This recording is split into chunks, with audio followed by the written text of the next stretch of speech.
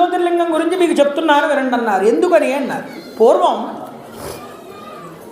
సప్తవింశత్ మితాః కన్యా దక్షిణేజా మహాత్మనః సోమనాథశ్చ తేషాం వై ప్రథమతః పరికీర్తితః తన్మహాత్మ్యం శృణు మునే ప్రథమం సావధానతః. పూర్వం దక్ష ప్రజాపతికి 27 మంది కూతుళ్ళు. వాళ్ళు అశ్విని, భరణి, కృత్తిక, రోహిణి అని 27 నక్షత్రాలు వారు.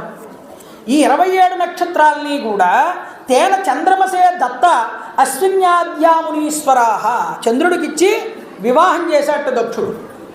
వివాహం చేస్తే చంద్రంచ స్వామినాం ప్రాప్య శోభమానా విశేషత చంద్రోపి చైవతః ప్రాప్య శోభతే స్మ నిరంతరం.